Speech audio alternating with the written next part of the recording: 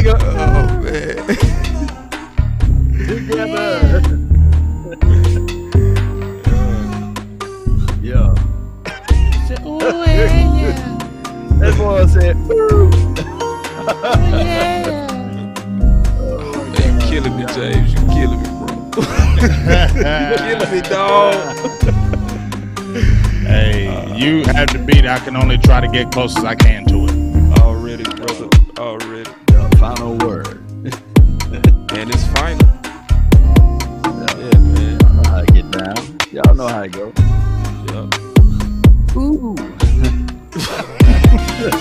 Ooh.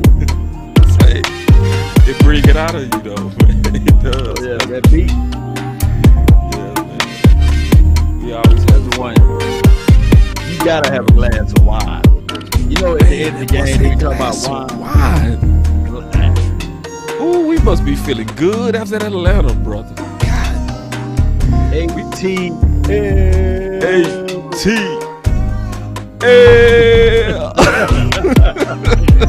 we had no people holding up the mail. They didn't know what they were doing. Hey, bro, they thought we was giving them props, bro.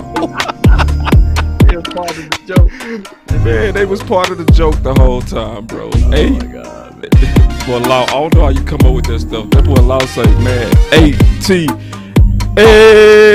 Now listen, everybody that's listening, he emphasizing the L in L. Oh man, that was because they Atlanta Falcons, like I said, they talk a lot of trash. I got a homeboy who's a Falcon fan, and every year we just go back and forth, and I ain't even been messing with him the last couple of years. You feel me? Yeah. Even when we beat him, I ain't even mess with him. And so, you know what? Now you mentioned, I'm gonna have to just get in his inbox because he ain't said one red cent. He ain't said one red cent. And I ain't trying to be that guy, but I am. No, you gotta be that guy.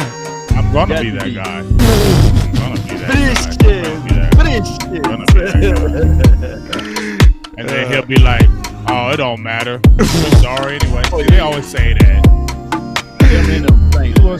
You weren't saying that before. We're gonna smash y'all. And we wasn't good no way. Yeah, man. Ain't it amazing how the whole world is quiet this year? It's usually way more talking. Oh yeah, my Cleveland Browns fan. He don't want to get in his inbox. He always be talking all this trash. And I'm the Browns. I don't even hate on the Browns, but you make me so mad about them. I'm gonna just want to kill them. And so now, what happened? Hey, listen. You feel me? Hey, do I? Man, listen. Petty feels so good. You feel me, boss? Like, I can be the super petty guy. Like, I can be super petty. Yes. I try not to be, but I can be petty guy. Man. Like, I'm real good at it. Hey, I just think it's right, bro. If you petty to me, I got to get you back, man. Sorry, man.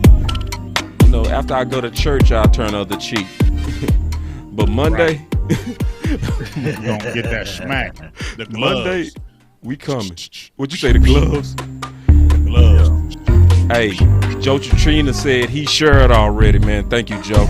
Oh, man. And we gonna do Joe Trentino. Yeah, man. The big homie. Way from Italy, dog. Yeah, man. Out of He's Italy. been there from the beginning, dog. He's been there from the beginning, man. And say, listen, the Facebook emojis, they go on the show. Y'all just keep that in mind. So anybody want to enhance the show with them emojis? There you go, Joe. Here we go. My boy Joe, he got the big thumbs up emoji. Yeah, that's what Facebook do, man. So we can put y'all comments all the way in the show, bro. We rocking like that. All right, man. It's time to get the show on the road, man. We've been stalling. Let's get it. You first take that little off. Get it, man. Yeah, let's go, man. You know, we go give him the whole thing today. All right. Yeah. We ain't played the intro in a minute, man. We've been slacking. We go give y'all a little bit of that business, and then we go get right into the content with the fire crew. Oh yeah.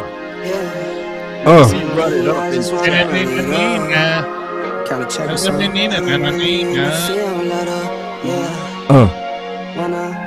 What's he gonna do? I've been really in the rush, I never feel. Lately, I just wanna Run it up. Don't need no deals, I make the deal. Have a ticket to a meal. Lately, I just wanna run it up. Time to check the song. Lately, I just wanna run it up.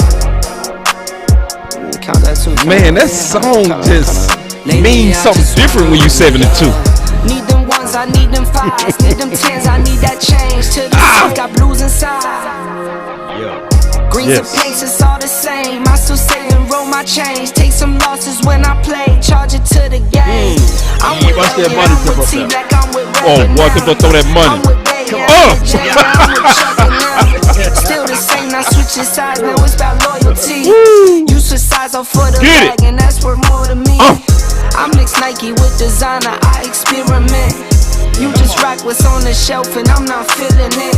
Search for the one, but baby girl, it's nothing real as this. Can't trust a soul, I keep a hammer, call it too legit. I've been really in the field, love the rush, I love the feel. Lately, Call it too legit. He said, call it too legit. Yeah, too legit. It's on you, MC big. Hammer on them fools. Well, we got big homie. It's on you. We kicking it off with you, big homie. Oh, we starting with me again? Man. Okay, well, let's do this. How about them Cowboys, dog? Ooh, How about them, man? You know, we talked about it last week. I made a post about it on my Twitter. I said the Cowboys need to have a dominating victory. Not no win by 3, not no we took it in the fourth quarter and they pulled it out later on. Need to be all the way dominating so people can understand and know that this team is for real. No doubt needs to creep in, and we can be right back on it. And that game was really a blip in the road with the Broncos. But plus, the Broncos had a better defense than the Atlanta Falcons. Let's keep it real, too. But, you know, it was great to see them just go off like the way they did, and the way, especially the defense stepping up the way they did in the back end with Jordan Lewis, Anthony Brown, Diggs, all getting picks, especially Jordan Lewis had one of his best games of the season. Had like 2 tackles, had 3 pass defense, the interception. It was all over where, and I think his play, his first pass deflection on the 4th down, I believe, to me, I'm gonna say that was the play of the game, because right after that incompletion, Dallas went right down there and scored and took it to 14-3. Then it kind of got rolling after that. But he had 2 critical back-to-back pass defense, and I just really like how the way they stepped up. Dorrance Armstrong Jr. went nutty. He was, you know, in that backfield. You know, we needed them to do that thing. We were wondering, is Dorrance Armstrong, those guys going to step up? And they stepped up to the challenge, and that was a good thing to see. Great stuff, Big Game James. Can you give one of them bomb things for Big Game James? I get a clue bomb? The bomb thing? Clue bomb? Oh, Yeah, this just, one. Oh, just for the recap. No, that's the horn, dog. You need the clue bomb. the bomb. Oh, yeah. You gotta, Hold you on. gotta incorporate that. This right here? Yeah. Oh, my bad.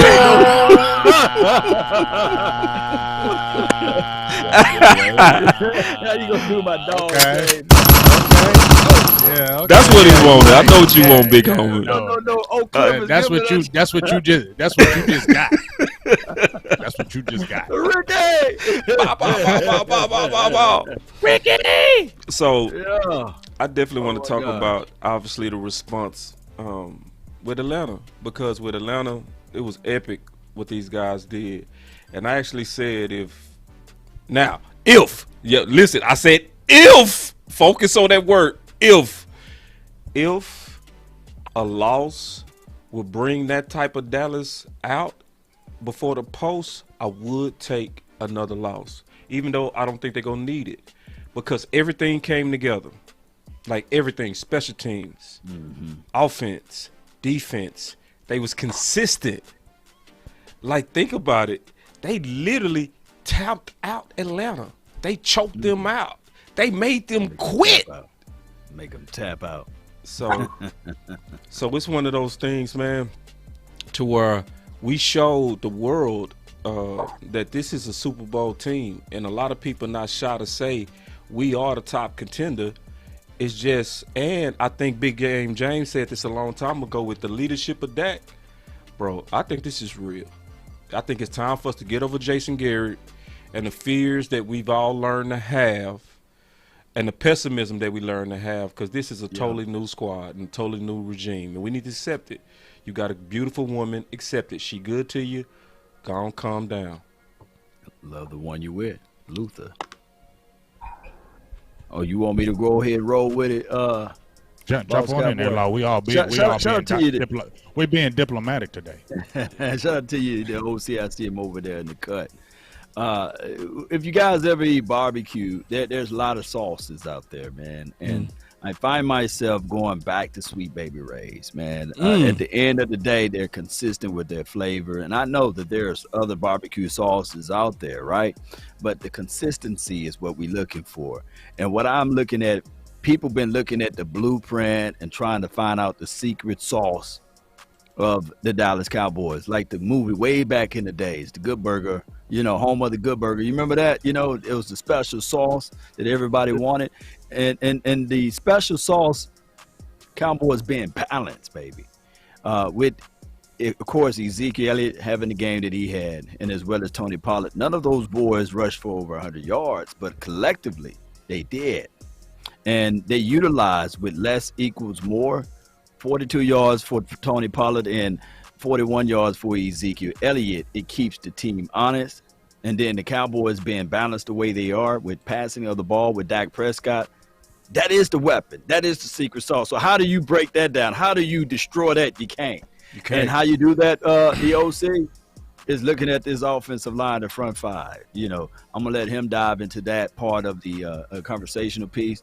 But those guys, from 1 week to the next week, exceptional. So I believe if you keep Dak Prescott upright, you find alleyways and holes for the running back to get there. And then on top of that, you don't wait forever in the day to give the ball to the game changer. I'm going to give it up to you, Big Game James. You was right. Can you put the camera on Big Game James? Oh, yeah, of course. I just need to see his face. You was right. Hold on. We gonna do more than that. Hey, I love being a Cowboy. Shoot. Big Game James. Game changer. Let's have some fun. Let's have a good time, man. Let's kick it. Give the big homie the whole thing. Big Game James, dog, you was right on. See Dangerous Lamb. Shout out to the Lunatic for coining that name because they figured it out. Hold on. Right on what? Hold. Boss Cowboy, me, you and I, we all on the same page with Amari Cooper. Okay. But the game changer is getting the ball early and often to see Dangerous Lamb. You saw it was a pass to the flats, a bubble screen here, a deep pass, even though he's leader in receptions, one-on-one. Leader in yards, leader in touchdowns. First Cowboys. I don't let me pull up the stats where he's got the 1,500 yards and TDs. I know when to wave the white flag. I appreciate you, Steve. That's why I like you, Lord. That's why I appreciate you. Boss is gonna fight it to the end. Boss is gonna fight it to the end. That's okay. He knows it. He knows in his heart now. Hey, OC. What? He knows in his heart. He knows in his heart. He knows. You know, because when you look at it, dog. Game-changing plays. Remember when we started this conversation way back, we said, who makes the game-changing plays? Now, who was the number one receiver? Now, who catches the ball and never drops it? Who was the game changer? And guess what? CeeDee Lamb is the game changer. Oh, man, bro. Hey, I love being a Cowboy. God, dog, I'm not going to do it today, man. Changer. I'm not going to even do it. Let's have some I'm fun. not going to do it time, today. Hey, man, this is... Let me use a metaphor, Boss Cowboy. Please do. Metaphor. Amari Cooper is the vase, but CeeDee Lamb is the water that goes into the vase. He holds everything, but you need the water. And he's fluent. You know what I'm saying? And that is what CeeDee Lamb is doing. And of course, the person that's holding the vase, we can go all down into technicalities of it, is Dak Prescott. He's holding the vase, which is Amari Cooper. And the water that's being poured into the vase is Dangerous Lamb. He just was able to fluent that thing, man. He was just so nice. Wasn't he nice, boss? Was he nice? Oh, super nice. You ain't gonna get no nice. Lamb did his thing, bro. He did his thing. He did his thing all the way. But James is going too far with this game changer stuff, bro. Now, really, you just gonna man, listen, I'm finna end this whole debate right now. The camera's on me, so everybody gotta hush. Because I'm getting ready to talk up in here, bro. Because we know who the game changer is. Listen, before we... It's a big thing for Boss Cowboy to actually say publicly that he drunk Kool-Aid. Listen, I do not drink Kool-Aid without first measuring. God, dog, man, gotta set order up in here, man. Let's set some order. Because there was a question that was asked the Minnesota game. It was 2 receivers on the game-winning drive, and they was having a conversation that we all know about. And this is how the conversation went. Who go catch this game-winning ball? Don't do that. No, I'm doing it because the guy that's the game changer was the guy who told the young pup how things was gonna go. He said, "Young pup, sit down. This is my ball," and he won off a bad hamstring. Y'all need to stop this. Well, hold on. Okay, so you saying that he won a game, right? He had a game change. He had a game-ending reception, right? The CD? No, it's more than that. I said more than that. Big. I said the grown men had a discussion, and he said, "Young pup, young Jedi, grasshopper. I need to talk to you." I'm taking this one. No, he ain't gonna take everyone though. He said, "I'm gonna take this one. This one's mine." That's what he said. And boy, you slick. The young pup said, "Okay, you know what, Coop? I defer to you on this one." But guess what? That next one, boy, you know who's gonna get it. And like you said, we see who the first play of the game when you threw it to CD and he turned up and got away down the field. You was already like, okay, yep. And did you see that laser that Dak threw off his back foot and the CD with the toe tapping? Here's the thing about Amari Cooper. I love Cooper. I ain't never said I ain't love Cooper, but he's Mr. Silent Assassin. He's Mr. Consistent. He's going to get you those consistent plays, move those change. But the game-changing plays. So when you talk about tempo-shifting plays, and you talk about run-after-catch threat, CeeDee Lamb is top 3 in the league in terms of run-after-the-catch ability. That's why we started off early in this game throwing him the screen. He got busy, throwing a ball to a spot in the end zone, right? They didn't throw it to CeeDee Lamb, right? They threw it to a spot. That's what Dak Prescott did backing up. He threw it up to a spot, Boss Cowboy, and CeeDee Lamb got there and made that touchdown, right? He beat everybody one-on-one, just about everybody one-on-one, okay? And he gets the chunk yardage. He don't catch and fall down. He ain't catching and cuddling. He's catching and trying to break a tackle, get up the field, and make a play. And he's done it all year long, Boss Cowboy. And that's why CeeDee Lamb is a game changer. No shade on anybody else. No disrespect to everybody. But CeeDee Lamb is the game changer. Man, we got to pay some bills, man. We got some super chats. And leader in touchdowns. Oh my God! See, he tried to sneak it. See, he tried to sneak that in there, man. Tried to get me back in this fight. No, I'm out of this fight. Let's pay some bills, bro. Okay, that's cool. That's cool. Let's pay some bills. I ain't getting. Let's talk about some football. Quincy said with a super chat, if Collins start at right tackle, nepotism is real. Lord. And then Tyrone Church said Amari Cooper, the water law, because Cooper got to cover CeeDee Lamb, can eat with Cooper Lamb will struggle. Ooh, see, we're not going back to that. We're not going back to that. That's not true now. But this the deal. Hey, my hands are up, man. Look, I just like what I'm saying. I'm enjoying the moment. Good. I'm enjoying the moment. Yeah, they both ball. They both ball. But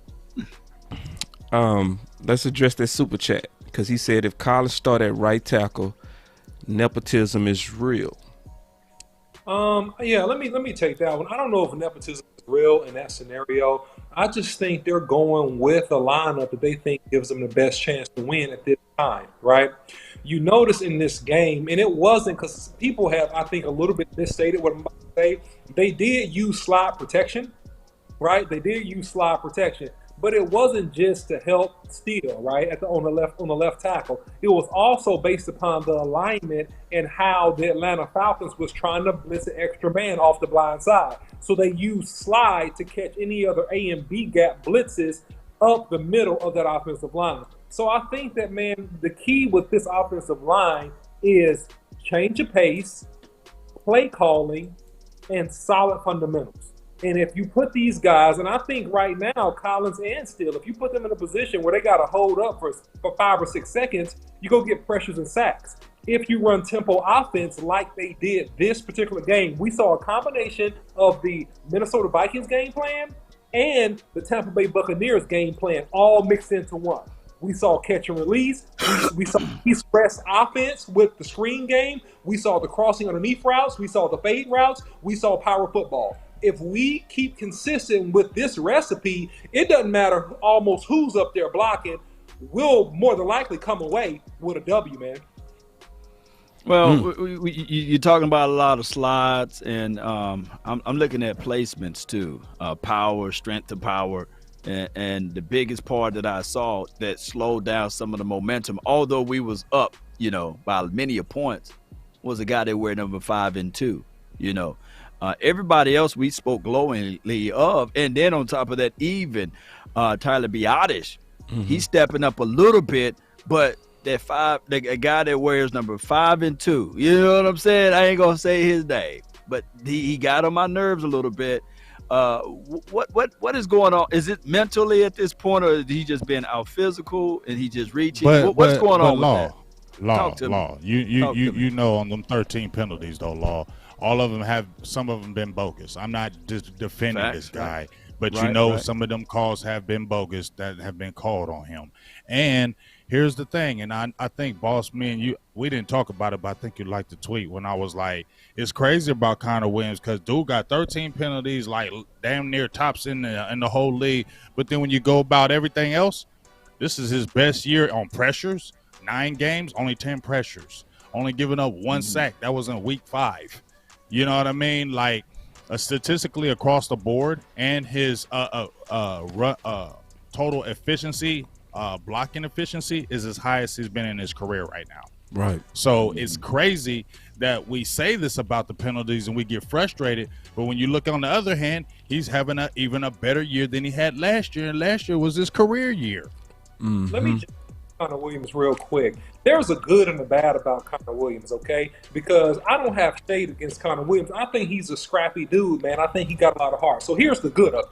The good of it is that Connor Williams is completely committed to playing physical as he can play, and he has a win-at-all-cost mentality, right? Okay. That's holding you, that's hitting you, that's chugging you, that's doing whatever he can to make sure you don't beat him. That's the good of it, okay? Yeah. Now, here's the bad of it. The bad of it is he has a reputation now for holding. That's the bad of it. So when you get in games, the back judge is going to be looking at 52, and they're not going to call every penalty on a big game, James. I looked at some of this film. Now, he got away with some as well, right? So they didn't call every single call on him. So I guess the ones that he got away with maybe offset the bad ones they called on, maybe. But when you have a reputation for holding and your hands, or you hold on too long, I don't think it's mental, Law. This is physical. You're holding because you're overcompensating for strength deficits. That's why you hold and you're not moving your feet. So long term, I don't think the Cowboys resign him. I've said this again. If you have a healthy Tyron Smith, I feel no issues with checking out LC at that left guard position, putting Steele where he's more natural, right back at the right tackle position. Because honestly, Steele still doesn't look comfortable playing that left tackle. He don't look comfortable. He's doing what he got to do. I commend him. He's hanging in there. But in terms of his feet and how he's carrying in the sets, man, he's not comfortable yet. So that's my take on it. But OC, what are they going to do with McGovern, though? What are they going to do with Connor McGovern? You already had multiple times where they've had teams that tried to poach Connor McGovern, and they said no. So that tells me he's part of the future, right? Right. They keep on turning down trade. Yep. So shouldn't Connor McGovern get a shot at it right now? I feel what you're saying, OC, about the overall better player at the left guard, like overall. I get that. But isn't Connor McGovern pretty good? And do we really think that if we insert Connor McGovern right now, would the team fall off? Do we really believe that right now? No, listen, big game. I agree with you, and I talked to Boss Cowboy about this off the air. I think that Connor Williams is probably like our 7th best offensive lineman, right? I think he's our 7th best offensive lineman. 7th, Wow. right? He has starting, but he's our 7th best. I like Connor McGovern over him today, right? So if you inserted Connor McGovern, I'm not mad at that at all. I think what's going to end up happening is that he's going to get a shot at it in the offseason, and they go look at him as a hybrid center and also guard. And based upon how Batty Ass finishes up, he may get a real strong look at the center position. That's what I see happening based upon how Batty Ass finishes up the rest of this year. Well, let me ask y'all this before y'all jump into that. Go ahead with Coach Marv. I know I didn't see that on the screen. Go ahead. My boy Coach Marv said, I'm telling you guys, Chris Jones for Kansas City would be a problem for Connor Williams. Facts. That's what he said. Yeah. He's a problem for a lot of people. No. We talking about our team. Yeah, but he's different. I mean, Chris Jones is different. He's an all-pro. You know what I'm saying? So he's going to give a lot of people problems. But he is going to but let's keep it real, y'all. We said that, right? But even in that Tampa game, he had a little bit of his way. But Biadasz was the one that got killed in that game. For real, it was Biadasz that got killed in that game. It wasn't Connor Williams. It was Biadasz. He got murdered in that game against Tampa Bay. And I totally agree with. We all been knowing that Connor Williams, his problem has always been power. That's been A1 day one. We understand that and we know that. But to sit there and say, oh, Chris Jones, because he's going against Connor Williams, like Connor Williams is going to have a terrible game, I just can't believe that. I'm sorry, not from me. I can't believe that he's just going to have a terrible game. And then just to everybody's point about Connor Williams, like you said, Big Game James, he's having a hell of a year. 660 snaps, only allowed 1 sack, of course, and only one. It didn't even allow not one QB hit at all. The 10 pressures, of course, that's coming from the inside, as well as 13 penalties. But if I'm Connor Williams' agent or rep, I'm sitting here saying, hey, this guy has 660 snaps, and he only allowed 1 sack. And that's what I'm going home to all of these teams in the NFL, and I'm quite sure that he's going to get a fat check. But the Cowboys got to make that realization. Do they want to pay that, or do they want to insert Connor McGovern? They're gonna be the money talk right there to everyone. Okay. Y'all want to hear from Jerry? Yeah, here on good old Jerry. Let's hear from Jerry. Let's let Jerry talk about this. Let's listen to Jerry on Lael. Steven sounded pretty optimistic yesterday about Tyron coming back for the Chiefs game. How are you feeling about Tyron's return for Sunday? Mirror that. I would say that I get the same information that he gets, and that's the way it looks. We'll see as the week goes along, but Tyron is very, I'd say not predictable is the word, but you can measure how he's doing, what he's doing. See, that's real important what he just said, because they saying, Steven and Jerry saying they expecting him to practice Wednesday and they expecting him to play. But he also saying because of they've been dealing with him and his injuries a while, that he's predictable, meaning I'm pretty certain he go play. So anyway, let me keep going real quick. He's the ultimate pro at this stage in his career, and you can get a good feel if he's going to be able to be active that week, and it looks good. What are you envisioning happening with Steele when Tyron does return? I don't know, and I don't know that we know right now, but no, Jerry. No, Jerry. No. They asked him a specific question. They say, what's going to happen with T. Smith? I don't know. You telling me a billionaire. No, but this is what I taken from Boss when he said that. I don't know. What he's saying is Terrence Steele has emerged now. Now, since Terrence Steele has emerged, now it's let's think about things. I don't think it's let's think about Tyron Smith automatically not going back into that lineup. I think they're just thinking about like you said, combinations now. Now they're just gonna keep on. I think every game they're gonna look at those games now. I think they will heavily look at these penalties now. I think they will come into factor now if there is changes. You know what I mean? Like any kind of little thing that they feel like, okay, well, let's kind of move this route and go this way. Let's see. But let's also say this about Terrence Steele. I know he played better in that Atlanta game, went from 11 pressures to like only had like 1. But let's also say Atlanta's defense isn't that good.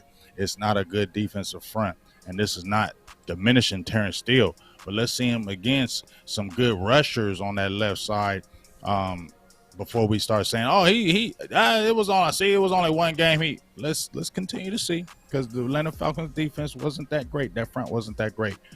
So let's continue to see how he's going to do on that left side, because I still think he's better right. No doubt. I was saying, though, that Jerry knows what the plan is. That's what I'm saying. And the fact, he said he don't know, but he fully knows. Yeah, because they expecting T. Smith to come back. So you mean you expecting him to come back and y'all didn't have a conversation about what the lineup is going to be? They had that conversation. Continuity got to be the answer, though. We seen how it was when we made the subtle switch with Denver Broncos, right? Yep. And then now a full week, there was like 2 weeks of practice, and everything looks better with the against the Atlanta Falcons. So what I don't want to see here is that 3 weeks down the line something else go with Tyron Smith, and I'm not saying that you bench Tyron Smith, but what I'm saying is that you got to figure out a way to put some bubble wrap around that thing so that you can get a healthy. Cause let's be real, we going to the playoffs, right? Yeah, we going to playoffs, right? So we want a healthy Tyron Smith in the playoff versus him coming out there. Rest him as much as you can. Rest as much as you can, and now we're getting the valuable lessons, the growing pains too, reps with Terrence. With Terrence Steele at left tackle. Well, Law, I think T. Smith is going to play this game. So I think we go get an answer this week on what's going to happen with Steele or LC. And I'm going to tell y'all right now what I think is getting ready to happen. What's going to happen, dog? What's going to happen? The writing is on the wall. They getting ready to sit Connor Williams' butt down. I'm telling you. I'm telling you.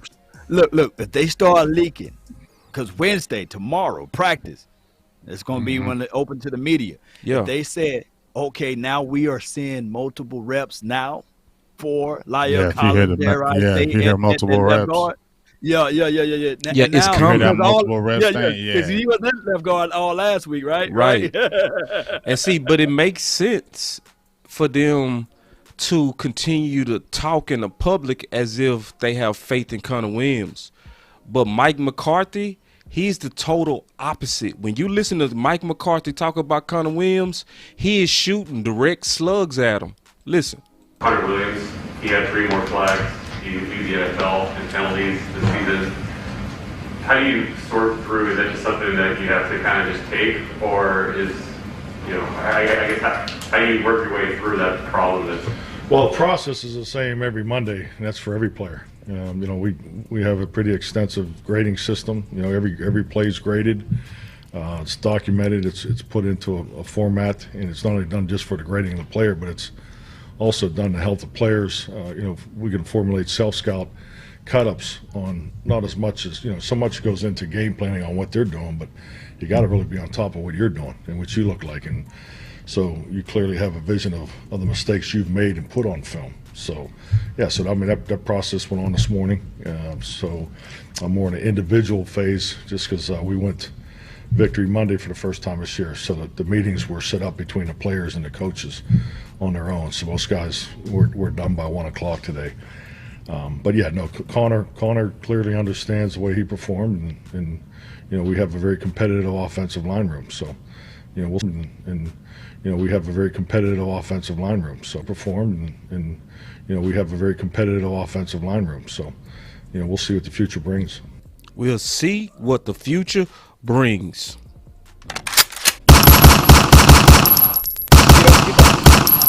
So listen, let me set the record straight on this real quick. If T. Smith is 80, 70+%, he should play. Right.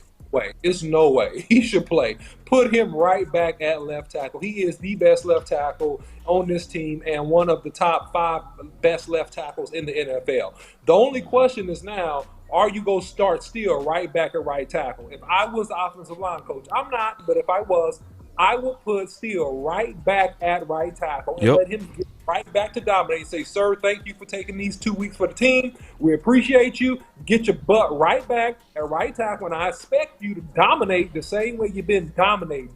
As for you, Connor Williams, you are on a short leash, sir. And, sir, if I see something I don't like, I'm taking you out of this game so fast, we ain't going to even know what happened. So that is my perspective. So you would have Leo Collins sitting. You would start Terrence Steele, and then you would say, "Well, Connor Williams, don't mess up because Leo Collins can take your spot." What? I don't want one of my best players sitting and waiting to see if Connor Williams gonna mess up. Well, because this is the thing. The Cowboys are a marketing engine. And you got to give people enough room to hang themselves. Now, to your point, Big Game, you could automatically just sit Connor Williams, right? Or rotate and split reps, right?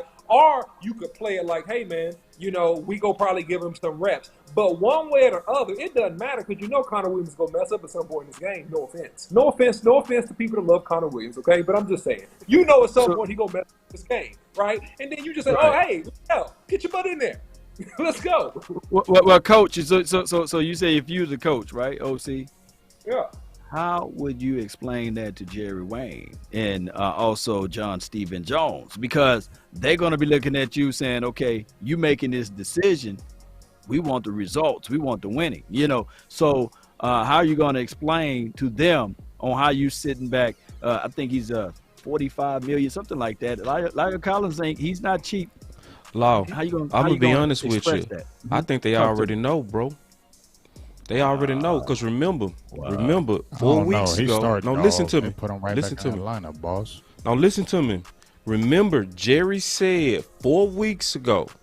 He quoted this. He said, "I can see in the near future, Steele and La'el Collins on the field at the same time." Yeah, he said that 4 weeks ago. The only thing that messed them up from doing it, in my opinion, was T. Smith got hurt. So then they had to go contingency plan on another contingency plan. But Jerry old as hell too. But he's sharp as hell too. And Stephen Jones also talked about this. I got quotes from Stephen. I got quotes from Stephen, and everybody is taking those penalties serious. Now, this is what everybody got to realize. Connor Williams accounts for 18% of the team's penalties. He is number 1 in league in penalty yards in the entire league. So, I'm cool that he does play well. He's a dog. I would get in a dog fight with him any day. But he's on a very, very short leash. And this is the last thing I'm gonna say, and I'm gonna just open it up. The last thing I'm gonna say is I don't see Jerry and Steven watching Steele get all these developmental reps and improving and then putting that on the shelf, because you see him getting better and better and better, and they have to walk and chew bubble gum. And walking and chewing bubblegum means we getting good play out of him now, but we also building likely our future left tackle and right tackle for the future. Why would they stop that? Because the tackle is more valuable than the guard, and he's developing. And I think they know that. Somebody said C. Will is the new Flozell. Big Flozell Flozell can only hear out of one ear, right? He didn't have that many penalties. No, I mean, only thing I think I didn't mean to cut you off, OC. But the only thing I'm gonna just say to that is that the way that they would not just say with the penalties behind the scenes, we know Connor Williams ain't coming back. Yeah. You know what I'm saying? Right. So there would be no loyalty if you did sit him. He's coming for Connor Williams is getting another contract. If the Cowboys bench him right now and he don't play the rest of the year, getting paid. Connor Williams is still getting a multi-year contract with another team. Mm-hmm. He's still getting a contract. He's only like 24 years old. He's getting another contract, and it's going to be a pretty decent contract. Right. So that ain't going to stop him from getting his money. So that's why I'm saying, like, the only way that they would do it behind the scenes would be like them penalties, and also that he ain't going to be here no way next year. So you might as well get to running this. I want to see. I know we've been talking about Leia, but I want to see some Connor McGovern, dog, because you got him in hope packages, you got him at fullback, you send him out wide, he just playing good everything you do, and the team ain't going. And he's the guy that has the power that Connor Williams don't. That's what I loved about him. The only thing Connor Williams, to me, had over McGovern was, I thought, the athletic ability. But guess what? McGovern been playing fullback and stuff, so that let me know he can be a little bit athletic. So now I seen that, and I know he definitely has more power, and you're not pushing Connor McGovern back in the huddle. So why can't we see this now? The way he performed, and we have a very competitive offensive line room. So, to your point, that Connor McGovern, man, that joker, man, he's also a team's favorite. Everybody talk glowingly of Connor McGovern. Yeah. When you see how Mike McCarthy talk about McGovern, I think you're right, James. It could be him because he actually make the most sense. Mike McCarthy said, man, I love the athleticism of McGovern. And then think about all the stuff that he's doing, bro. They literally got that dude doing everything. Yeah. And he ain't offsides, tight end, fullback, center, guard, and he not missing a beat. If anybody is fully earned the right to get their chance, it's him, bro. It's him. But let me ask you this, though, all of y'all. Don't y'all like the spontaneity that he bringing to the table, though? Ooh, I do. I do. You don't want him just isolated at one spot. Ooh, that joker right there, man. I like the spontaneity, but I also like some good power every single down, and don't have to worry about 10-yard penalties too, because them big holding penalties, they come at the worst time. We've already seen it with Connor Williams. Boss just said about the penalty yards. Them penalty yards come at the wrong time. It'll be like a big gain. It's always like a 12 or 13-yard gain. Penalty, holding, number 52. I know Tony Pollard was pissed. Yeah, Tony Pollard was mad, dog. Yeah. And then even on this, you guys, I said this way before. If they really love Connor Williams all like that, and somebody said, well, it could be a luxury pick, I don't think so, because when you wanted your offensive tackle, you got Tyron Smith, you didn't draft nobody right behind him. When you got Zach Martin, you ain't drafted nobody. You said, these are our guys. You drafted Connor Williams the next year, you drafted Connor McGovern at guard. Preach. Boy, y'all better listen to Big Game James. Well, look, guys, man, just like, in case anybody's confused, Connor McGovern is a favorite son. This boy is a favorite son. So I don't think I think he's turned into a favorite son. Yes, I do. Okay. Yes, I do. And I think that he's. I can see it. I can see it. It took me a while. Was a coach. I can see it. I think regardless, he's going to get his chance. So I don't think we got to worry about Connor McGovern. I think regardless, he's going to get his chance. I think that they want to really let him sort out next year. And I think on the short term, if you want, as you said, Big Game, the $50 million man on the field, and you want power and strength at the point of attack, well, one of the best in the league right now, playing guard, however you want to do it, would be Collins at that left guard position. Talking about a power run blocker, talking about a guy that's strong just at the point of attack. His issue is still moving side to side and going upwards and backwards right now. But in terms of going straight ahead and banging and creating space, man, he'd be one of the best out there. So to me, that makes sense. Now you can leave McGovern at fullback. Now you can put McGovern in a power package. You can put him at tight end. Now you can do all the nuanced stuff that you've been doing anyway with Connor McGovern. I want Connor McGovern to play. Yeah. I want him to play. Yeah, he's better. I want him to play. Put him in, coach. Put him in Yeah. because this team, I don't think is going to fall off. And just like you said, OC, I think he's the favorite son. I think they really like him too because his dad, when Connor McGovern grew up, he grew up a football son, like a football. His dad was a coach. So I didn't know that. You know, I talked to Cover a few times. I interviewed him. He didn't get to eat, wasn't eating the sweets, wasn't doing anything. His dad raised him to play in the NFL. That's what he raised him to play in the NFL. And so that's already been since the very beginning. And I think the Cowboys like that hard work, that gritty style that he has, and that he's versatile. And I think that's why they really love him, and that's why he's become the favorite son, because you don't like somebody if there's been multiple times when teams have said, what's up with Connor McGovern? They said no. Right. The game that got my attention on McGovern was last year against Washington team. Everybody else was giving up sacks, but that guy in the middle, man, Connor McGovern. Yeah, I mean, man. that was the game that I was like, yeah, he's a real one. Say, check this out. We got us a nice little old super chat. I want to address this one, and then we gonna move off of this topic because I know we stayed on this a lot. Coach Marv said with a $5 super chat. And if y'all got some super chats on your channel, obviously we'll take those too. And Big Game James, we want to respect everybody that's tuning in on everybody's channels. But he said, major question. I know Connor Williams is playing okay. I grant that. But do y'all think Collins is a better guard than McGovern and Williams? He asking, is Layell a better guard than McGovern and Williams? I guess we'll go around. We'll start with you, Big. I'm going to say athletically, I think he is because it suits him better because of his knees and things of that nature. I do. I think he's naturally the better left guard than both of those guys. So, yes.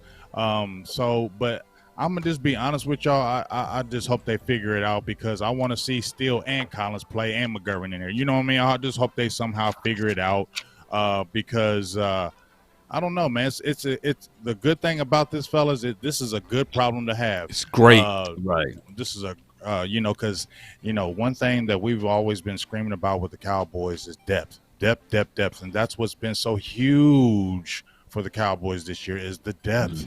It hasn't just been our front line guys. We've always had the front line guys, but we've always been lacking that depth. And when we've had a major injury, any one or two injuries, season's over. Now you don't have that. So like I said, I don't know what's going to happen in the future, but it's a good problem to have when you got guys that can come right in and not miss a beat. And that's the thing that you want for championship teams. That's what you want to build, your depth, not just your starters. So when your starters go out, you don't fall off and the guy comes right in and he can still keep the thing moving. And that's when you build your championship team, and those guys are cheaper. So I'm feeling good right now, fellas. I'm feeling good about these Cowboys, man. As we get ready to head to these Chiefs. I'm feeling real good, especially after this big-time victory. I feel like it just really solidified their series. And, me and you talked about this, boss. I think it's different because of Dak. I just really think that, when the Joneses really signed Dak and didn't have the controversy going into the draft, is he signed, is he not signed? When they signed him, I think that really put him at ease, like, okay, let's do this. You feel me? Because you guys should know when you're trying to play for a contract, or you always got in the back of your head, oh, if I throw an interception, oh, what are they going to say? You know what I mean? Once he got his money, that's like anything else. The mind came at ease, and now we can just straight focus. And I think that was the biggest thing, him getting his money before all the controversy, and he just really put the stamp on the team. And I think that's one of the reasons. I know Mike McCarthy, I ain't dissing him, Kellen Moore, Dan Quinn, but Dak Prescott has been the forefront of this, especially after he got his contract. He's solidified, and I think that's the major reason why Cowboys are 7-2 right now. Oh wow, man! Shoot, can you give that brother one of those applause or something? Perfect. Yeah, there we go. That boy good. Perfect. Yeah. I mean, we don't even have to talk about the offensive line at this point, as long as you got number 4 playing the way he's playing and making the shifts and adjustments and making sure that he's reading, even on that big play to big James guy, the game changer. I couldn't even say it quickly, but big game James guy, the game changer. It was 5 versus 6, he knew the pressure was coming. 0 coverage. Dak Prescott drops back, and CeeDee Lamb runs a 7 route, and he's able to plug him. Money shot. So that is what Dak Prescott brings to the table. Now, when we start talking about the Dallas Cowboys in the future, Dallas Cowboys versus the Kansas City Chiefs, I'm quite sure that Dak Prescott heard all of the noise in the news all off season, that how much that this guy, they got half of or $250 million, Pat Mahomes, that he would never become a guy like Pat Mahomes. So I'm quite sure that Dak Prescott is looking at this opportunity not to show up on anybody, to show out on anybody, but I'm quite sure that Dak Prescott is willing to play his best game on Sunday. Yeah, man. I think that, if you look at going to Coach Mark's question, I think that obviously McGovern, in my opinion, and Collins are better left guards than Connor Williams, right? Now, how Liel adjusts on quick movement and pass pro is my only question on the inside, based upon what I've seen with his legs.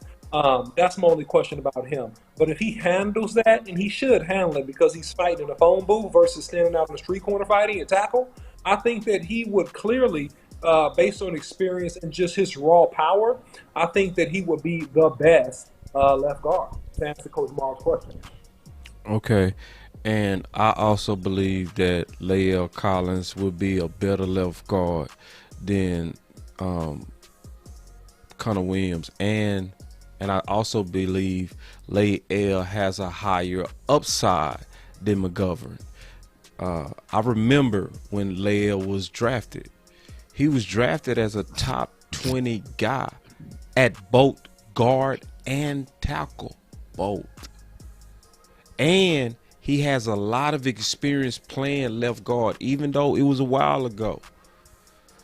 He still has a lot of experience. And on top of that, he said out his own mouth that he favors playing on the left side. So to me, all the stars aligned. And he also, by playing right tackle, is getting them better game shape. So the best timing to do it is when you had to throw him out there to get his game win going. And so I do think, absolutely, Coach Marv, that the better guy out of the three is Lael. The guy that deserves it the most, McGovern, to be honest. I think he deserves it the most. I think he's been asked to do a lot. I think he's been completely unselfish. I think he's a road grader, like the OC says. But the upside is also very clear to me with Lael. Now listen to this. We'll see how the practices go, but again, actually Collins really did some good things out there. He's going to get better. He's as he moves on into the season, which is really a great thing for us because he's Collins is the enforcer of the offensive line. He's your attitude in the offensive line. He's got a dark side, and it's a good side. Dark side. So he's productive for us when we get him out there. Listen, Connor Williams, he can't make no mistakes against Kansas City. I'm telling you, if T. Smith is out there, even if they start the game with Connor Williams, bro, I'm telling you, he can't slip on a drip. He gone. Because Jerry is making it clear. He making it clear. Lael has a position on his line. And I'm just telling y'all, I don't think Steele is going nowhere, y'all. I just think our front office, how do you sit a guy who's showing that when you give him the reps, he make the most use of it? Why do you stop that development? You can't. And why would you do that for a guy you know you're not keeping? It don't make sense. Like, why would you, I'm just trying to think to myself, why in the world would you say this guy is continually, we just threw this guy at left tackle with no experience and he swam after 1 week and after he got killed, talking about Steele. Then a week later, he plays much better and not even all the way comfortable yet. You go sit that on the bench? Nah. No, man. That ain't happening, man. I mean, that dude's going. No. And I'm telling you, I'm not sure exactly how those scenarios go. I told you what I would do if I'm the coach, but I think that it's already a plan of action in place to get Collins at left guard. I mean, we've talked about it for weeks, man. And, you know, hey, it's no shade on anybody. It's just, man, what's best for the team right now. And the power player, and when you talk about enforcer, right, if you hear the offense, you hear the owner, say enforcer, he's not talking about pass protection.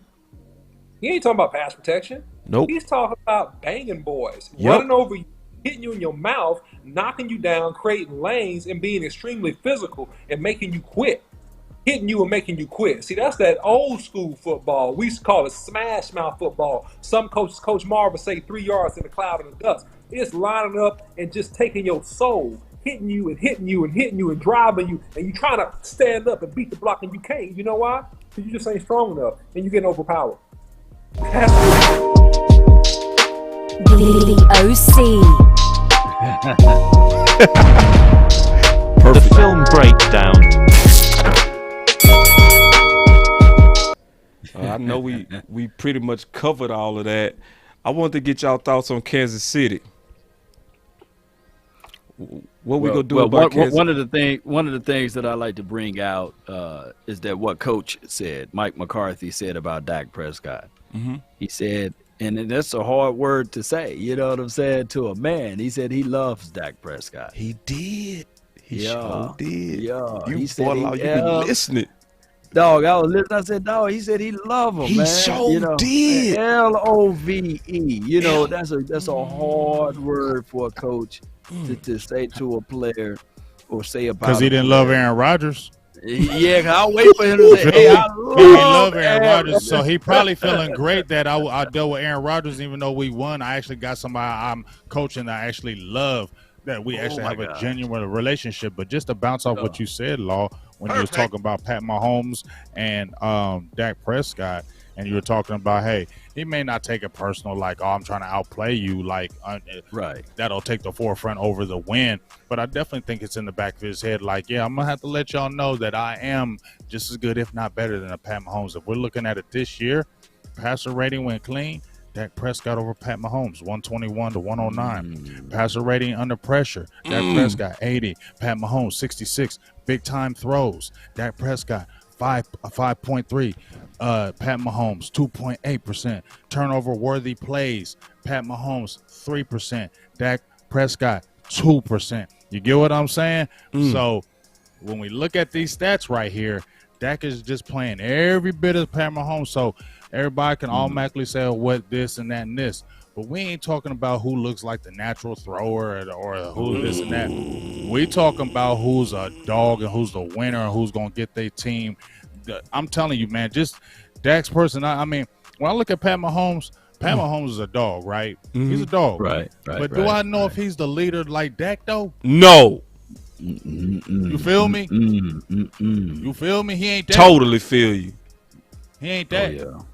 And that goes a long way, because Dak has made himself into this top quarterback, and he already had them qualities before. So that's why I say he better. You heard me say it. Where that growl button? Law, wait, where that growl? Man, you know, I told you about soundboard. Oh, that's man. right. The God kid dog. that broke it. The kids that broke it. I got your back, Law. I got your back. Perfect. Oh my gosh, man. Yeah, I had to get that boy one of those. Perfect. Straight up, man. Had to give him one of them. God dog, man. That boy brought that juice. So, Law, OC, man, what we gonna do about Kansas City? Hold, before you go further. Okay.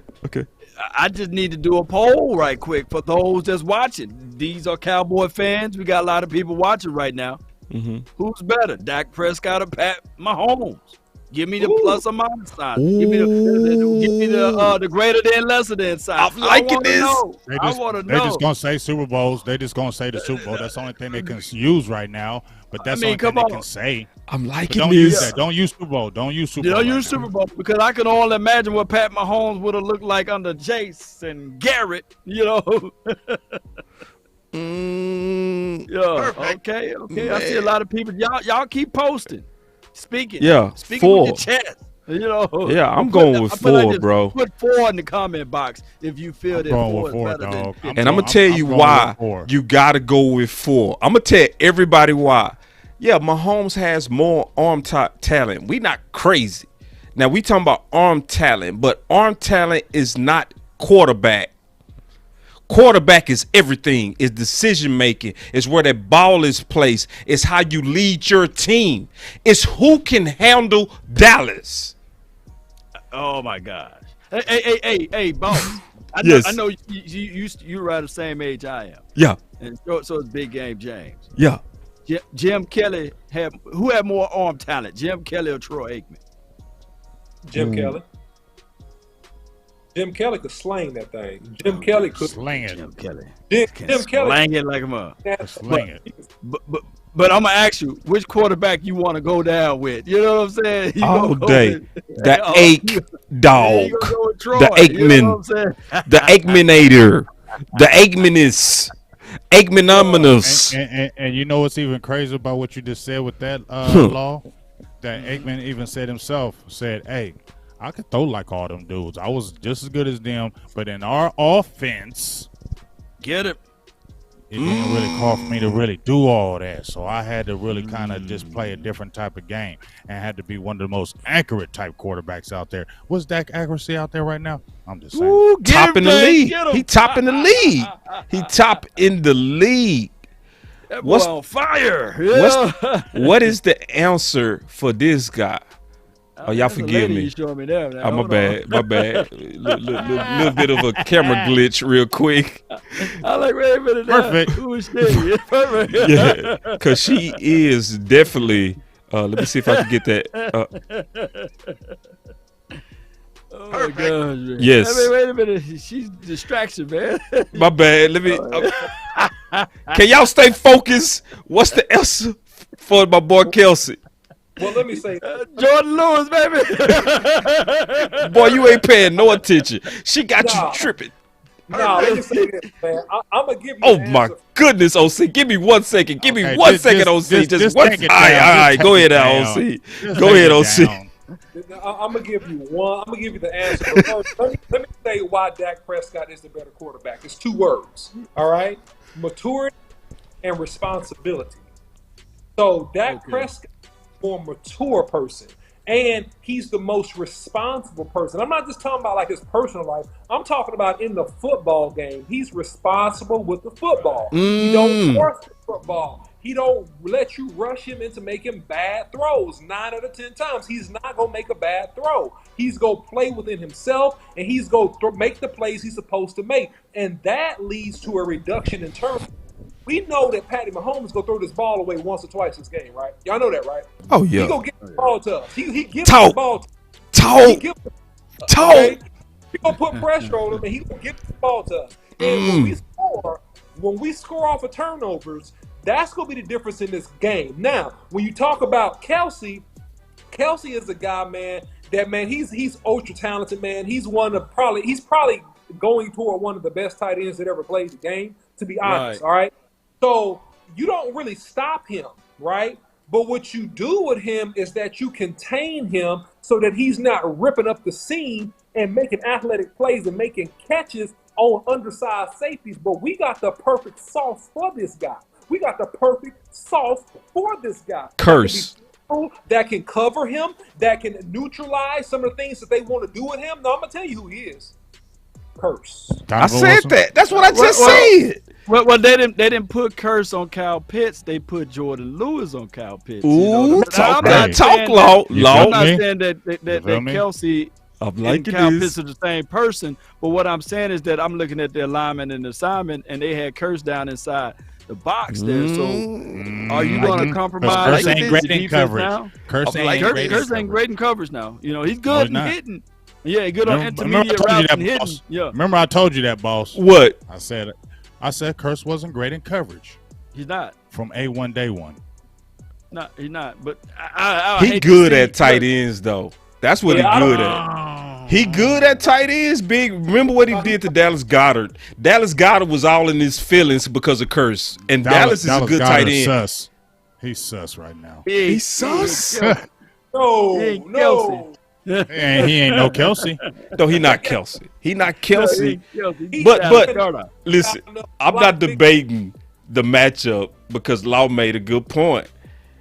Chess wise, we all thinking Curse, but it could be, to Law's point, a Jordan Lewis. It could. And I don't want that Like, either. for real. I didn't want it against Kyle Pitts, but Jordan Lewis, he had a hell of a game. Yes, I was he like, did. Wow, Yes, he where's did. Jordan Lewis. Talk that talk, Law. Talk it. Say it. Oh my goodness, Say it. man. Jordan Lewis. I'm not gonna say hip pocket. I've been banished from saying No, that. no, you was right. Why would you not say that when you telling the I truth? can't say that. Right? Ain't it right, Big A? I can't call him. I can't call him. Yeah, hip we pocket. can't. Yeah, they be getting mad at you when you call him hip pocket Lewis. Like you like, ain't no hip pocket. Don't you dare call him that. Why would Yeah, people but he be was mad when they win at Because- Jordan Lewis? Okay. You know why, boss. You know why, boss. I don't. But hey, I'll move on. I feel the vibes. I will move on. Hell of a game. Hell of a game, Jordan Lewis. Say, and Jordan Lewis, man. You know what I'm gonna say? Turned all the way up. Yes, and I'm gonna say this, and I mean this when I say this. I think he might be Diggs too. Y'all heard what I said? He ain't no Diggs. Dude. No, listen, he listen. ain't no listen. playmaker like no, him. No, listen. But before listen. you finish, No, let me tell you why. I want you to finish. Okay. I'm gonna just tell you why. I think he needed to get his confidence. You remember what they was calling him before Diggs even got here? They was calling him ball guy. Cause Big facts. He has a tendency to get in the ball. And a game like what just happened with Atlanta, that almost took him back to the confidence of 2017.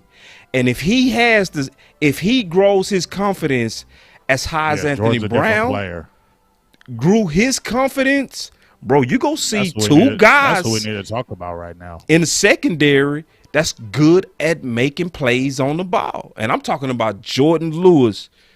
I think Jordan Lewis go get him about 3 or 4 more picks. Mark my words. Ooh, man, don't you before know the what season he's is gonna do? out. Mark You got my words. 2 right now. You got 2 right. And I said 4 before the season is out.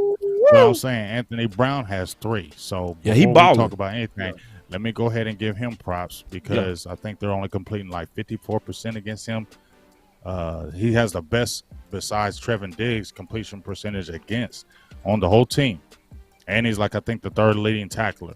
Has 3 interceptions. Gotta give some Anthony Brown props because he's been much maligned. And remember we talked about this, boss? Hey, Big A James, look at his What's run up? support grade too. Look at his run support grade while you're over there. Look at his run support grade on AB. Oh, he's really real good in the run game. Hey, he's very efficient tackling. He's been a really good tackler. But I think me and Boss had talked about this. You remember the game? I think it was.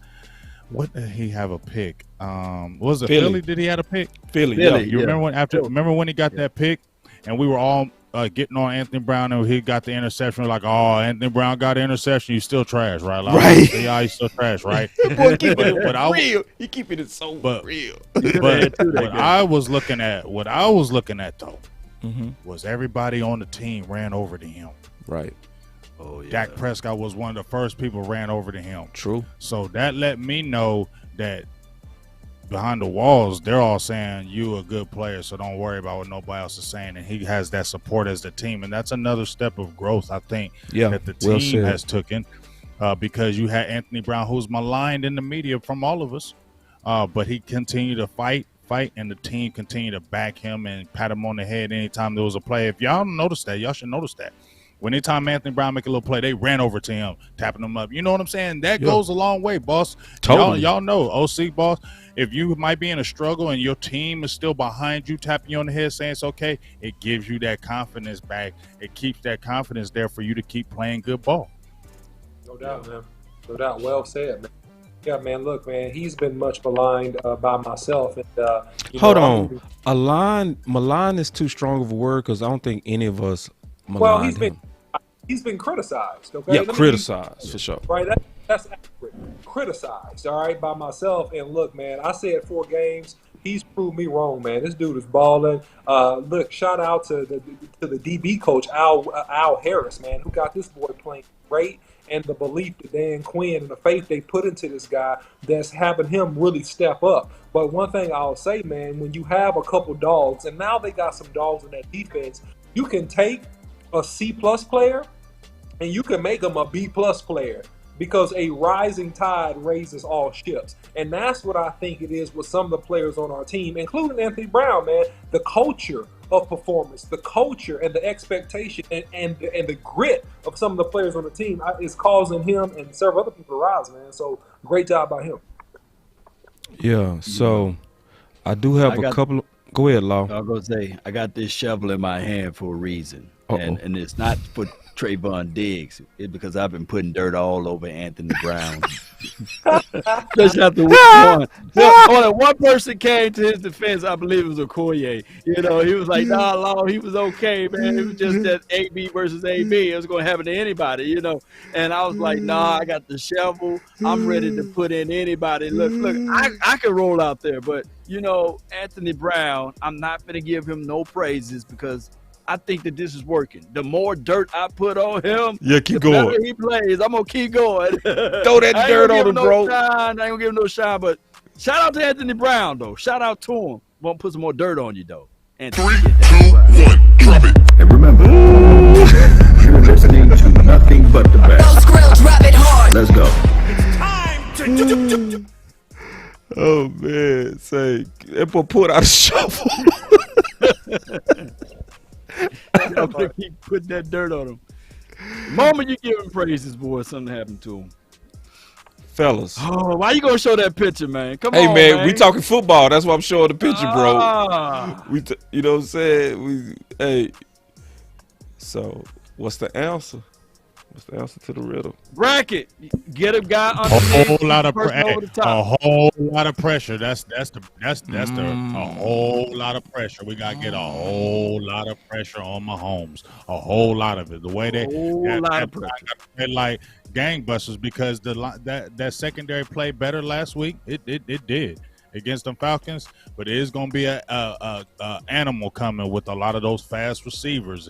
That's going to be tough, and if they letting Mahomes be in there too long in that pocket, could be some bad things that could happen. So Dallas definitely needs that front line. Without Randy Gregory, another game. DeMarcus Lawrence still probably going to be out. They got to get a whole lot of pressure. Michael Parsons, Dorrance Armstrong Jr., whatever you did in that game, you better do it again. Man, this is a simple answer, man, and this is how you really take away Hill out of the game. Is you play cover 2, right? And you go shade that safety every time he runs those deep routes every single time, man. And the key is really, to me, and I want to get your feedback on this, Boss Cowboy, because you're the cornerback here, along with Law. Man, you got to be as deep as the deepest, man. You can't get caught peeking and play action passes. No, man, you got to be playing deep to take away those deep patterns, because we know that Pat Mahomes is impatient. And we know that if you force him to throw underneath, he's going to get impatient and try to force a football. And if he forces that football, that's when we go get the picks on this guy. So, yeah, bracket coverage, but cover 2, man. Safety help over the top every single time, man. And really, I would almost bracket rush Pat Mahomes, because he's very, very quick-footed. He gets out of the pocket, makes off-platform throws very, very well. So me, I want to bracket rush this kid. I want to force him to try to step up in the pocket and make throws, not escape. Hey, OC, let me ask you this, though. And I know Boss know this answer already in Big Game James. What's the weakness of every cover 2 on the field? Weakness of every cover 2 is the middle of the field, man. Middle of the field. So you know they do. They run those deep drags, and they send Kelsey vert. They line up. They motion him back inside, and they send him vert. And that's the issue there, because you're going to pretty much have him singling out by himself, and you got to have a damn good sticky nickel guy or safety that can follow Kelsey. Yep. So how do you do that on a cover 2 on a consistent basis? Yeah, that's disguised it. That's simple. You can disguise the cover 2 by showing a 3-4. To your point, disguise coming out in the 3-4 shell, right, and still running it. You can run the 4-3 over. You also can do this, and this is what we hadn't talked about yet, but you get me accelerated on my points, Law, and I like it. So here's the deal. You also got somebody else that could totally eliminate this kid. He's called number 11. His name is Michael Parsons. On third down, you do have the option to put a sticky on him that can run with this kid easy and that will deny balls and and that can deny balls that are even thrown high because he's just competitive. He's going to compete. That's Michael Parsons. So that's what you got underneath if you want to run the cover 2. Those are some options. That's why, in my personal opinion, put a bigger, longer defender on him in Devon Curse, who can actually handle big body guys that doesn't have elite speed. And he's actually did this previously this year, and also in Detroit, he's handled big body players that are not quick and shifty. I think he will be fine with Kelsey in coverage, which would be my opinion on how you do that while you run a cover 2. You talking about like jam them underneath or off ball? Can't jam him underneath because we're trying to get pressure. Jam him underneath, no free releases. No free releases. Jam him, make his life miserable. He's a great route runner. He's going to fight to get open anyway. So fight this kid and don't make it easy on him. That's just my take. What do you think, Law? Oh, my gosh, man. I watched how Green Bay played them. No. And they played them, and they left them with very limited points. And it was exactly what you said, OC, where they played a lot of cover 2, and they was definitely – putting 2 safeties in the back, right? And they was basically daring Mahomes to run it. See, when they do Dallas like that, Dallas will run the ball. Right. You dare us to run? Oh, we running. But Kansas City, their weak spot, in my opinion, OC, has been Mahomes basically being too gunshot happy and forcing it. He's been trying to force it downfield. The scary part, though, I'm being honest with you, OC, Law, and Big Game. I'm being all the way honest. This is the thing that I fear. I think they've adjusted to the adjustment. That's what we just saw with the Raiders. So, huh? Go ahead. Yeah, I think they adjusted to the adjustment on them. I'm being honest. When you watch the Raiders game, because I've been breaking down their film today, so I'm kind of familiar with what they're. Yeah, pretty fresh, bro. I've been looking at. I've been cracking their film all day, but now Mahomes is getting like Dak to where he's taking what the defense gives him. So he's more patient. So it's almost like the game plan when you talking about OC what was working, but now Kansas City is being a lot more patient with his decision making. They basically figured it out. So James go, Big Game James go. I'm gonna ask you a question to follow up on that. All right, the boss. But right. Big Game James go. Cool. Oh, I was just gonna say that the biggest thing to me is when we're talking about in this game, Dallas got to play with a lead.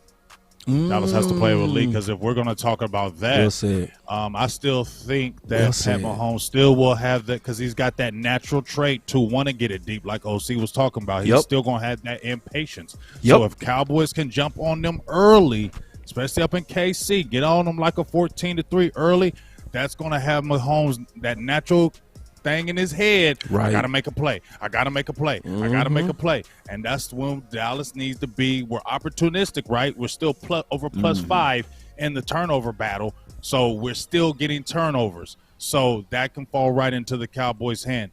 Cowboys have to play with a lead Sunday. We'll see. I want to know this one right quick, boss. Yo. Who's that weak one? Who's that weak one on that front five? Because Pat Mahomes do got 10 interceptions, right? Due to pressure and things like that. And he's been sacked a plethora of times. So who is the guy on that front five since you've been watching tape? Because I haven't plugged the tape in yet. I'm going to start tonight. But who's been that guy? They strengthened both of their tackles. Okay. To me, the real weakness is Mahomes and the mentality of Mahomes. I know that sounds So crazy. he's getting protected. He's just not trusting himself. So he got protection. He's just, from the film that I'm watching, he's so used to being the miracle guy that when you put extra defenders back there, he still tries to throws into it. So what he haven't learned patience, right? He haven't learned, like Dak is like, bro, I'm so cool with Zeke and Pollard winning this game. I'm cool with that. Mahomes is so used to, oh, you got to carry the team, do everything. I don't think it's the front that's the weakness. I think it's Mahomes that's the weakness. And I think Big Game is right.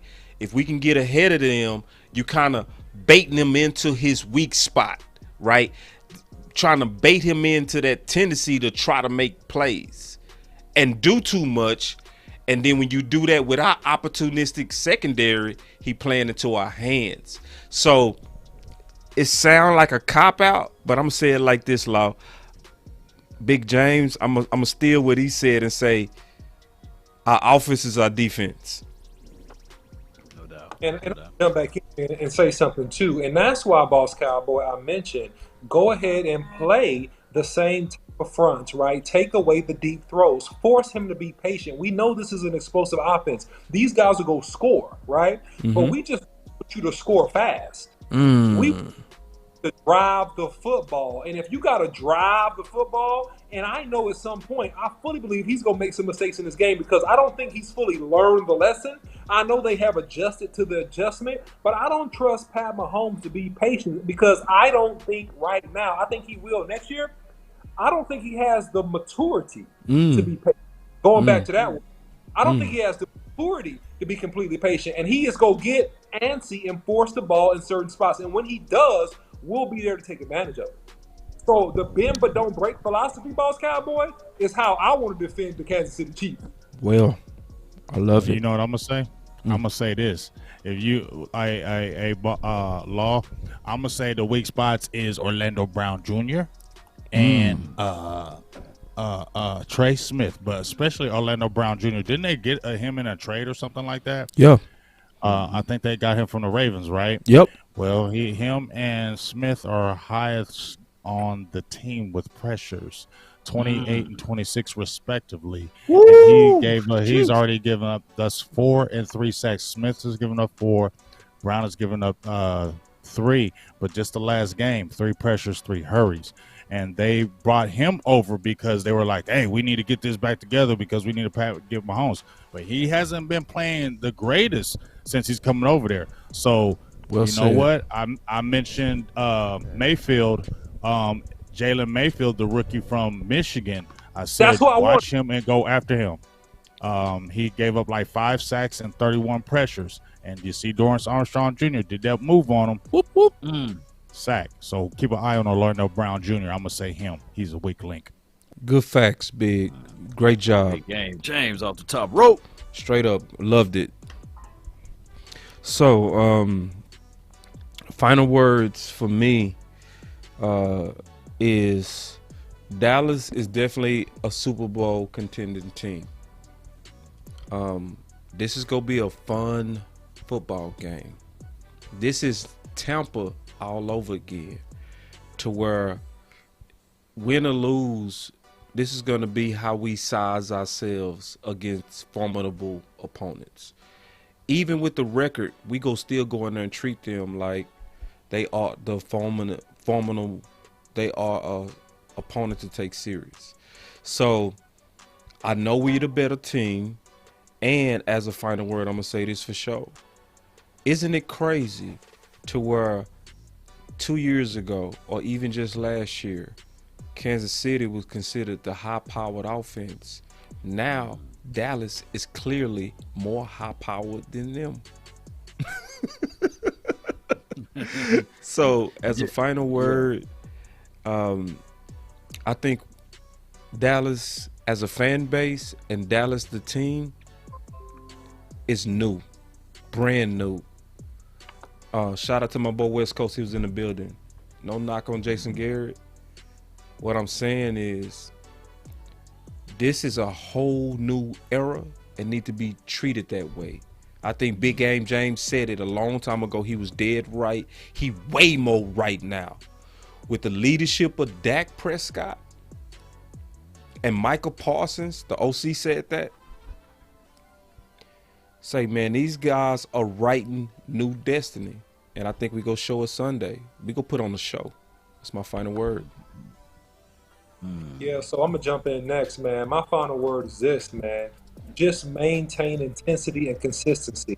I feel like that the Kansas City Chiefs will make mistakes and do things to beat themselves. I feel like that it's going to be points on the board to be had. And I think the Cowboys are going to come away with this victory, man. I think it will be a close game because it's not going to be really much quit in the Kansas City Chiefs. They're going to fight to the end. But I think that this is the game that you shut up all the naysayers and everybody around the country that thinks that you're a joke and thinks that you're not elite. If I'm the coach, that's what I'm saying. Let's shut up all the naysayers and let everybody know we the best team in the NFL, man. That's my final word.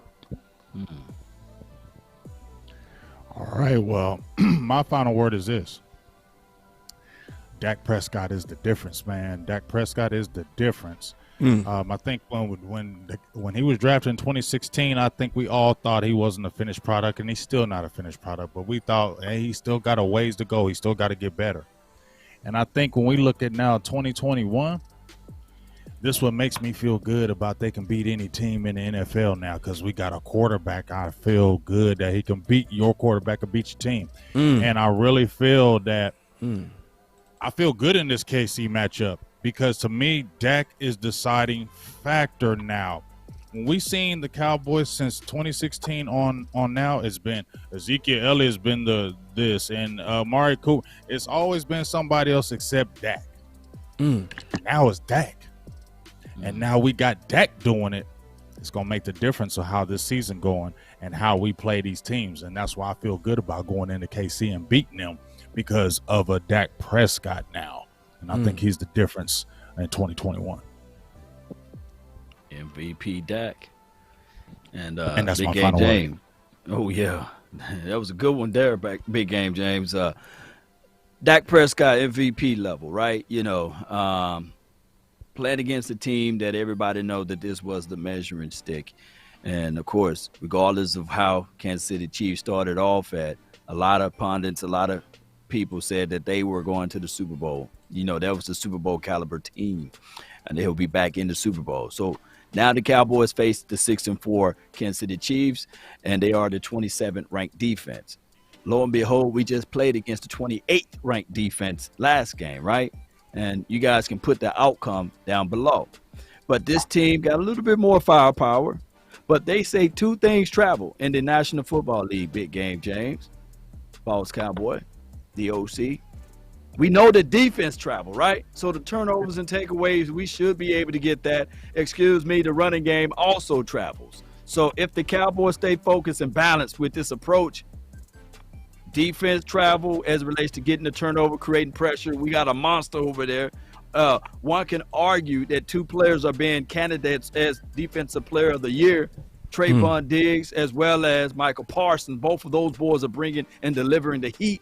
And, of course, people are trying to put the shovel on Trayvon Diggs, but all he's been doing is leading the league in interceptions, 8 of them. I've seen some people post in the comment that, hey, what about Tim Patrick, whatever his name was, who burned Trayvon Diggs? That was a couple of weeks ago. You learn from that. You know, you began to say to yourself, okay, how can I become better? Oh, I had a rolled ankle. I'm not using that as an excuse, okay? So now we playing against a formidable team like a Tyreek Hill, Travis Kelce. I'm quite sure that what you guys are saying, punch them in the mouth early and often, and then we hit them with the run game. Be physical. Match their physicality and overtake it. Quiet that stadium down because the stadium is going to be loud. But this is the time that the Cowboys step up and rise up and let everybody know that we are here. And just like Mike McCarthy said, he didn't say he liked Dak Prescott. He said he loved Dak Prescott. And I'm quite sure that Dak Prescott can really showcase to the world the reason why Mike McCarthy is saying those words, because he's ready and he's MVP. That's been my time. I really thank you guys for yours. That's my final word. Salute. That's what's up.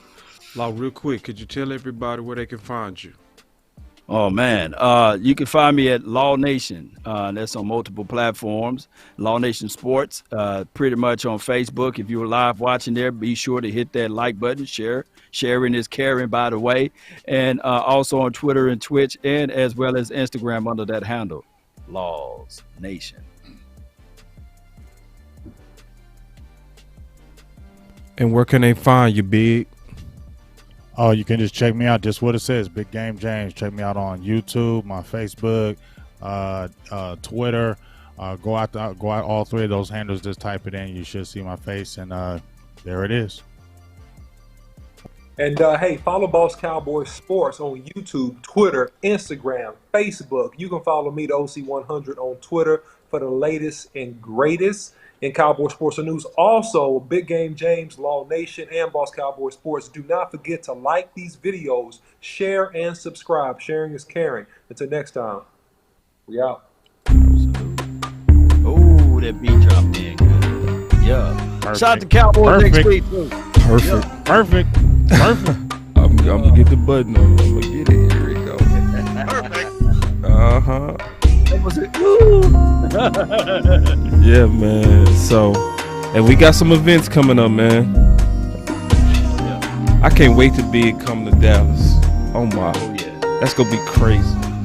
Yeah, it's gonna go down. It's going down when I get down there. God, He gonna take the top off the defense. Hell yeah. Well, like CD said, we got 3 of them. Oh. Hey man, we didn't talk about Gallup all day, man. Well, let's talk right? now, Law. Let's talk now. What's Oh, up? my goodness. Hey, man. What's your thoughts on Gallup before we get out of here? The last seconds. What's your thoughts, bro? No. He had a drop. I will save it, man. We'll save it. We'll save it.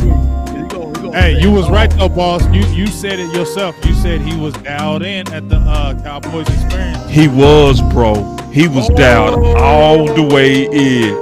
Dog. You did call it. Oh, yeah. Yeah. Law, did he smile one time? No, not one time. You said he was dialed in, dog.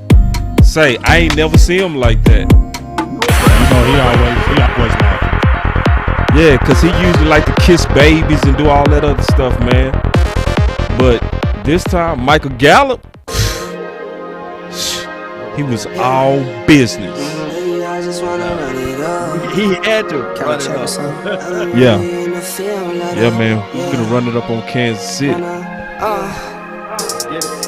I've been really in the field, love the rush, I love the feel. Lately, I just wanna run it up. Feeling good. Don't need no Dak deals, I Prescott. make the deal. Have to take it to a meal. Lately, I just wanna run it up.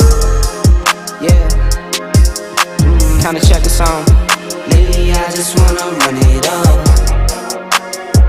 Count that too, count it up. Man, final word, baby. Y'all watch out for the final word. We just getting started, man. Real. Just getting started, man. Greens and pinks, it's all the same. I still save and roll my change. Take some losses when I play, charge it to the game. I'm with L, yeah, I'm with T Black, I'm with Rabbit now. I'm with Bay, yeah, I'm with J, yeah, I'm with Chuck and now. Still the same, not switching sides, man, we got loyalty. You switch sides off for the bag, and that's what more to me. I mix Nike with designer, Yes, I indeed. experiment. You just rock what's on the shelf, and I'm not feeling it. Search for the one, but baby Man, girl, it's it's dope. nothing real as this. Can't trust a soul, I keep know. a hammer, call it too legit. I've been really in the field. It put you in the groove. It put you in the groove.